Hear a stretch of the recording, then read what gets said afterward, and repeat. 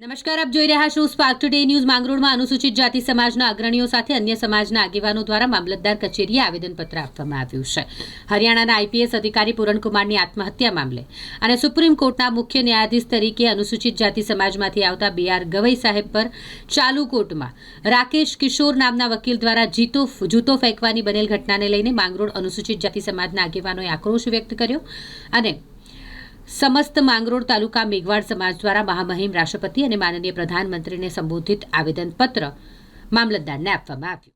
આપણા ભારત દેશમાં છેલ્લા 10-12 દિવસની અંદર જે બનાવો બન્યા છે તેમાં સુપ્રીમ કોર્ટના મુખ્ય ન્યાયાધીશ શ્રી BR ગવઈ સાહેબની ચાલુ અદાલતમાં એક મનોવાદી વિચારધારાથી પ્રેરિત જે મનોરોગી વ્યક્તિ હતો, જે એડવોકેટ કક્ષાનો વ્યક્તિ હતો, તેણે સાહેબ ઉપર જૂતું ફેંક્યું, બરાબર।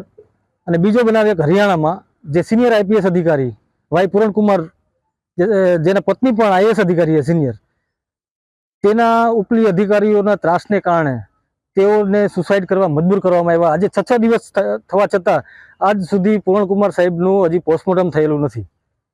આવા અત્યાચારો જો ટોપ રેન્કના અધિકારીઓ ઉપર થતા હોય ભારત દેશમાં, તો સામાન્ય પછાત ગરીબ વર્ગના અનુસૂચિત જનજાતિ, જાતિ અને જનજાતિના વ્યક્તિઓ પર કેવા કેવા અત્યાચારો થતા હશે તે કલ્પનાની બહારની વસ્તુ છે। અમારી માંગણી માંગરોળ તાલુકા સમસ્ત દલિત મેઘવાળ સમાજ તરફથી એવી છે કે આવા અત્યાચારો તાત્કાલિક બંધ થવા જોઈએ અને જે કસૂરવાર છે તેના ઉપર કાયદાથી સખતમાં સખત તેને સજા આપવી જોઈએ।